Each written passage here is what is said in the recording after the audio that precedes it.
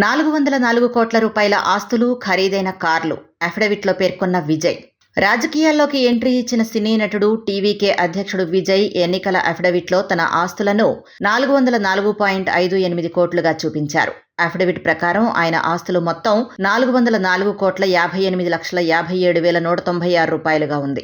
Bank డిపాజిట్లు, పెట్టుబడులు, వాహనాలు, ఇతర చరాస్తులతో సహా ఆయన ఆర్థిక వివరాలను ఈ అఫిడవిట్లో వివరంగా పొందుపరిచారు. తన వద్ద నగదు రూపంలో 2 లక్షల రూపాయలు, భార్య సంగీత వద్ద రూపాయలు ఉన్నట్లు ఎన్నికల అఫిడవిట్లో పేర్కొన్నారు.